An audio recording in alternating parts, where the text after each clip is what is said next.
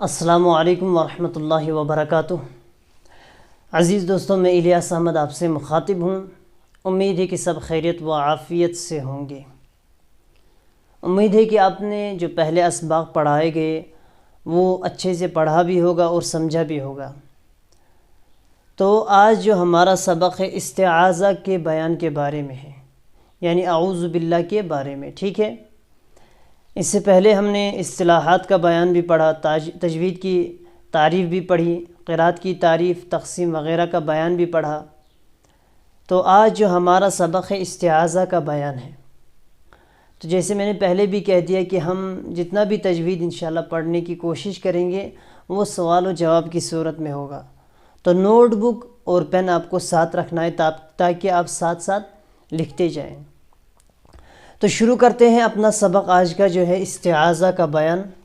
تو اس میں سب سے پہلا جو سوال آ رہا ہے ہمیں، استعاذہ کے لغوی اور اصطلاحی معنی بتائیے، ٹھیک ہے۔ استعاذہ کے لغوی اور اصطلاحی معنی بتلائیے، یعنی اصطلاح میں استعاذہ کے کیا معنی ہیں اور لغت کے اعتبار سے استعاذہ کے کیا معنی ہیں۔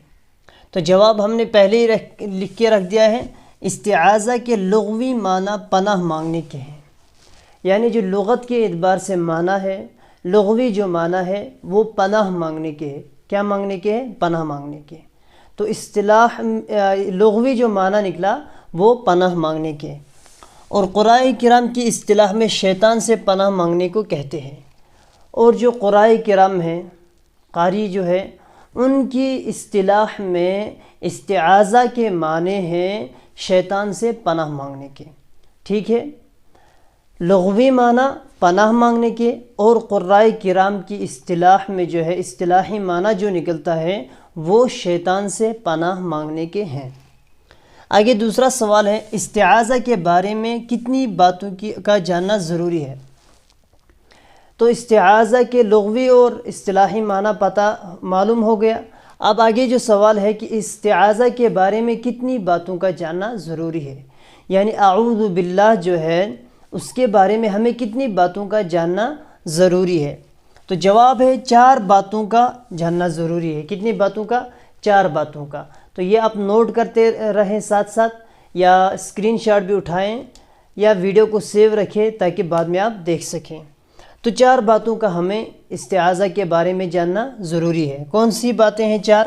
پہلا ہے محل استعاذہ، ٹھیک ہے۔ محل استعاذہ یعنی اعوذ باللہ کب پڑھنا ہے، اس کی تفصیل آگے آئے گی۔ الفاظ استعاذہ یعنی اعوذ باللہ کے الفاظ کیا ہے، یعنی استعاذہ جو ہے، تعوذ جو ہے، اعوذ باللہ جو ہے، اس کے الفاظ کون کون سے ہیں۔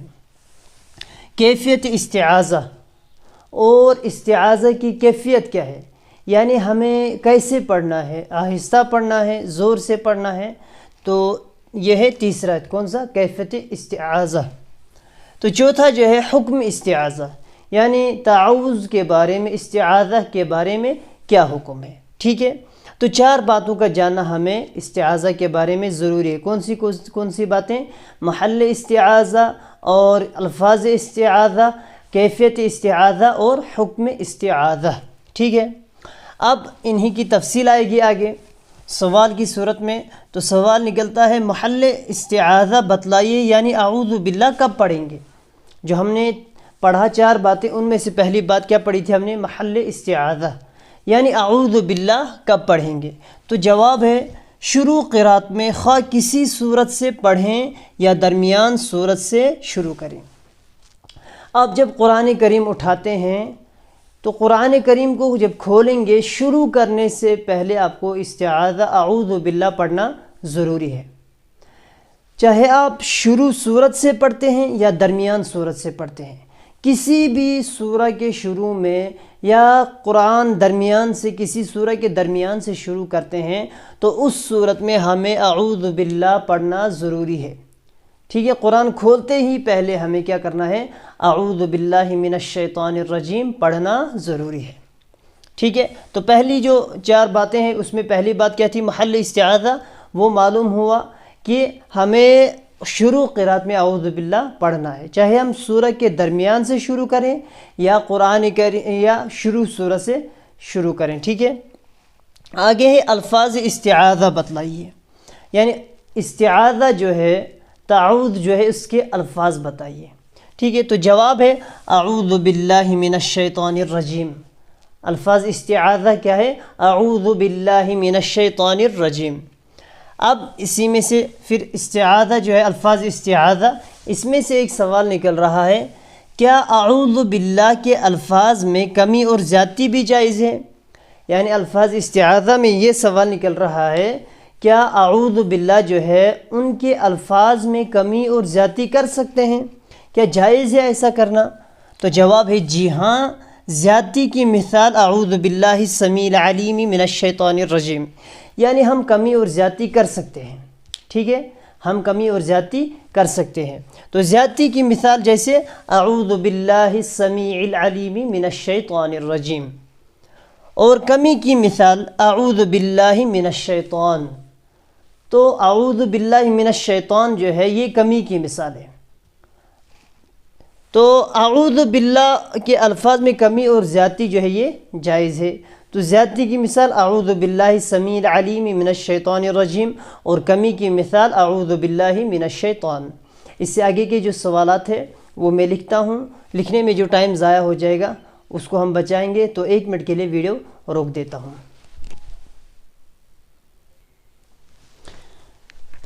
جی، تو استعاذہ کے الفاظ بھی ہو گئے اور کمی اور زیادتی کی مثال بھی بیان ہو گئی. اب آگے جو سوال آ رہا ہے، کیا دوسرے الفاظ سے بھی استعاذہ کر سکتے ہیں؟ یعنی دوسرے الفاظ میں بھی استعاذہ پڑھ سکتے ہیں؟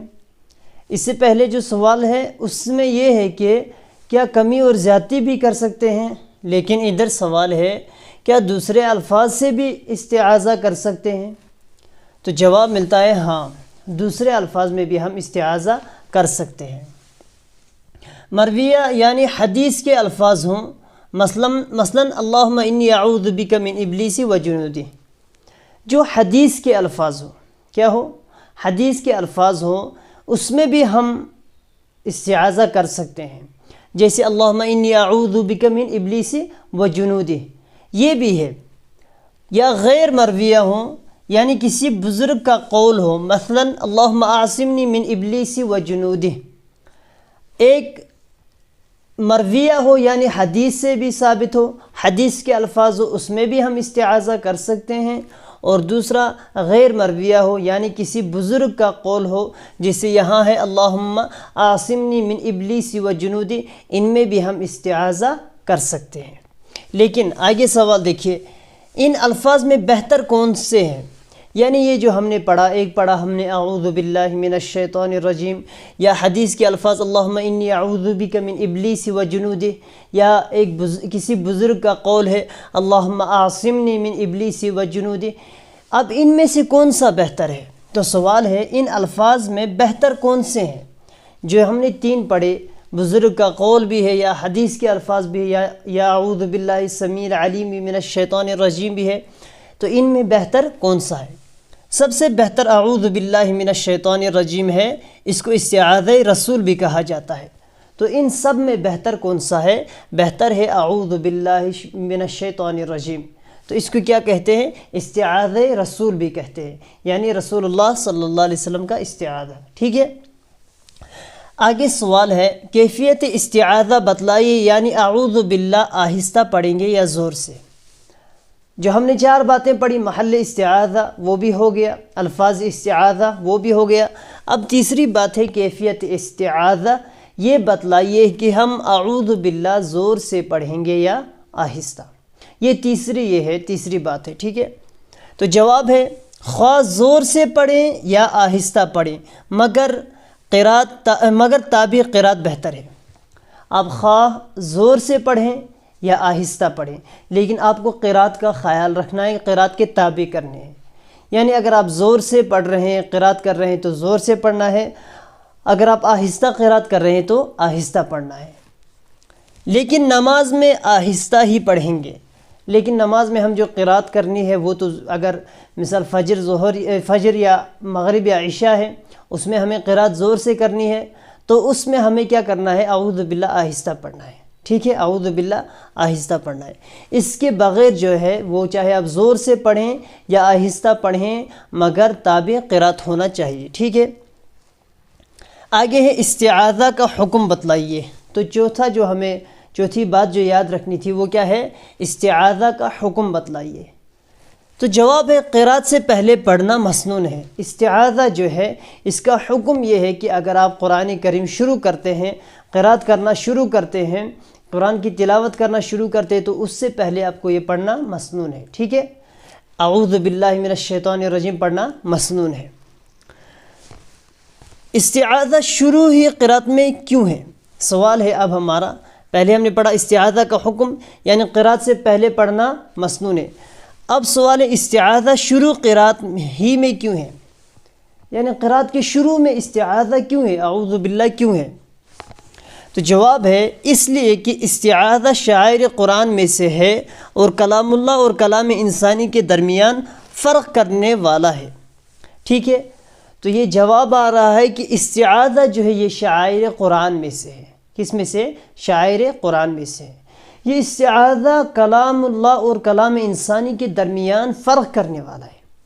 یعنی پہلے انسان اپنی باتیں کر رہا تھا، اب قرآن شروع کرنا ہے تو بیچ میں جو ہے اعوذ باللہ استعاذہ ہے، اس سے کلام انسانی اور کلام اللہ کے درمیان کیا ہو رہا ہے؟ فرق ہو رہا ہے۔ ابھی تک کلام انسانی ہو رہا تھا تو ہم نے بیچ میں ایک دیوار کھڑی کر دیا، اعوذ باللہ پڑھا، اعوذ باللہ من الشیطان الرجیم، تو اب کیا ہے؟ کلام اللہ کی تلاوت کرنی ہے۔ کیا کرنی ہے؟ تلاوت۔ تو یہ جو ہے استعاذہ شاعر قرآن میں سے ہے، کلام انسانی اور کلام اللہ کے بیچ درمیان فرق کرنے والا ہے۔ اسی لیے تو کسی کتاب کے شروع میں پڑھنے کی اجازت نہیں ہے۔ تو استعاذہ جو ہے یہ باقی کتابوں کے شروع میں پڑھنے کی اجازت نہیں ہے، یہ قرآن کے شروع میں پڑھنے کی اجازت ہے جو کلام اللہ اور کلام انسانی کے درمیان فرق ڈالتا ہے، ٹھیک ہے۔ تو ہمیں استعاذہ کے بارے میں 4 باتوں کا جاننا ضروری ہے۔ تو خلاصہ کیا ہے؟ 4 باتیں کون سی تھی؟ محل استعاذہ، کب پڑھیں گے، اور دوسرے تھا الفاظ استعاذہ کے الفاظ، اور پھر کیفیت استعاذہ یعنی تیز پڑھیں گے کہ آہستہ پڑھیں گے، اور حکم استعاذہ کہ استعاذہ کے بارے میں کیا حکم ہے، پڑھنے کے بارے میں کیا حکم ہے، مسنون ہے یا کیا ہے؟ تو ہم نے پڑھا یہ مسنون ہے۔ تو یہ جو باتیں ہیں یہ آپ تفصیل کے ساتھ جو ہے سوال و جواب کی صورت میں اپنے نوٹ بک پر نوٹ کریں اور ساتھ میں یاد بھی رکھیں، ٹھیک ہے۔ اس سے آگے کا جو سبق ہے انشاءاللہ بسم اللہ کے بارے میں ہوگا، وہ سبق لے کے پھر ملیں گے۔ السلام علیکم ورحمۃ اللہ وبرکاتہ۔